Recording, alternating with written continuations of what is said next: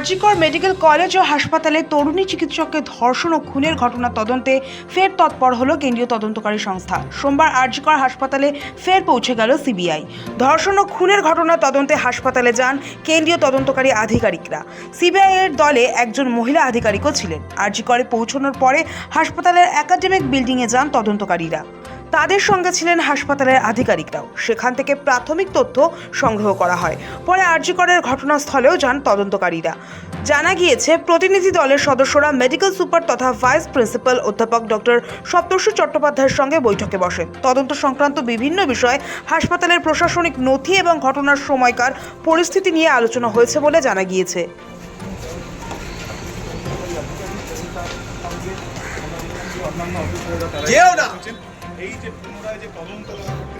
এই মামলা তদন্তে গঠিত বিশেষ তদন্তকারী দলের এক সদস্যকে সম্প্রতি বদল করা হয়েছে।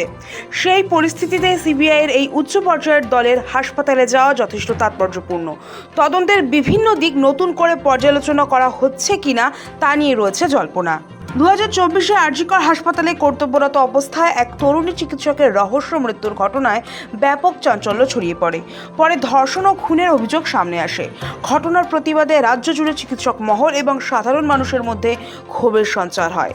কলকাতা হাইকোর্টের নির্দেশে তদন্তভার সিবিআইয়ের হাতে যায়। তদন্তকারীরা ইতিমধ্যে একাধিক ব্যক্তি ও হাসপাতাল কর্মীর বয়ান রেকর্ড করেছেন। সংগ্রহ করা হয়েছে নানা নথি ও ফরেন্সিক তথ্য। কিন্তু তদন্তের সে অর্থে অগ্রগতি হচ্ছে না বলে বারবার অভিযোগ তুলেছেন নির্যাতিতার বাবা মা। চলতি বছরে রাজ্যে পালা বদলের নেপথ্যে অনেকেই এই ঘটনাকে অনুঘটক হিসেবেও দেখেছেন। আর রাজ্যের সরকার পরিবর্তনের পর নির্যাতিতার বিচারে সরব হন খোদ মুখ্যমন্ত্রী শুভেন্দু অধিকারী। মুখ্যমন্ত্রীর চেয়ারে বসেই আরজিকর কাণ্ডের তদন্তে বিরাট পদক্ষেপ করেছেন শুভেন্দু অধিকারী। কলকাতা পুলিশের 3 শীর্ষ আইপিএস অফিসারকে সাসপেন্ড করেন। সাফ জানিয়ে দেন, আরজিকর হাসপাতাল ও মেডিকেল কলেজে খুন ও ধর্ষণ কাণ্ডে সত্য উন্মোচনে বদ্ধপরিকর সরকার। এগুলো আমরা পরে পরে বের করব। তখনকার যারা অফিসাররা ছিলেন তাদের সঙ্গে কাদের কাদের কথা হয়েছে, কোন মন্ত্রী মুখ্যমন্ত্রী দিদেন টাইমে তাদের কোনো ইনস্ট্রাকশন ছিল কিনা। আমরা আজকে 3 জন আইপিএস কে সাসপেন্ড করছি। মিস্টার বিনীত গোয়েল, উনি এখন এডিজি রয়েছেন আইবিতে। আর আরো 2 জন আইপিএস, শ্রীমতী ইন্দিরা মুখার্জি এবং শ্রী অভিষেক গুপ্তা। এই 3 জনকে আমরা আজকে সাসপেন্ড করলাম।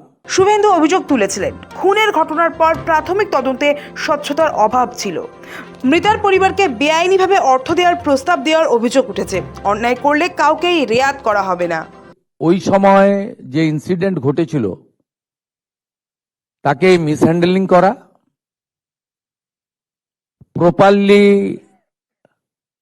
এফআইআর ইনভেস্টিগেশন ইনিশিয়ালি যে পার্টটা পুলিশের করা উচিত ছিল অ্যাজ এ ডিসিপ্লিন অর্গানাইজেশন,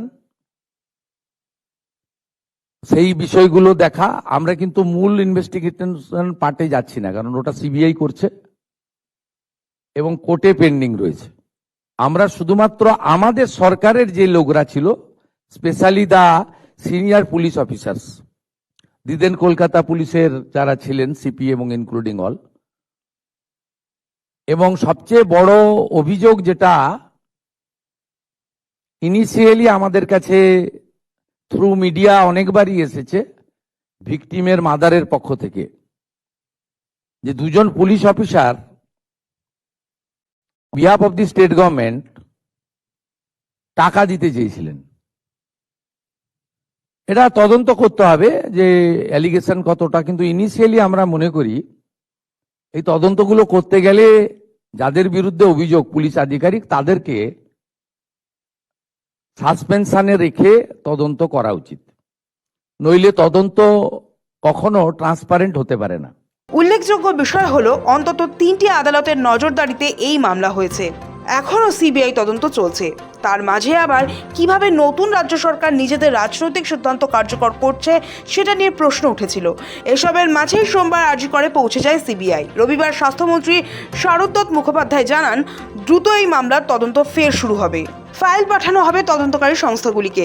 তার কথা মিলিয়ে সোমবার সকালে সিবিআইয়ের বিশেষ দলকে দেখা গেল হাসপাতালে। গত মাসে হাইকোর্টের বিচারপতি শম্পা সরকার এবং বিচারপতি তীর্থঙ্কর ঘোষের ডিভিশন বেঞ্চ জানায় আর.জি. কর হাসপাতালের ওই ঘটনাস্থল সিল করতে হবে। আর.জি. করের ঘটনাস্থলে সিল খোলা হয়েছে কিনা সে নিয়েও প্রশ্ন করে আদালত।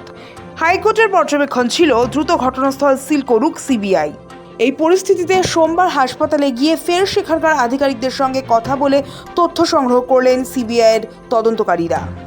সৌভিক সান্যালের রিপোর্ট, সময় কলকাতা।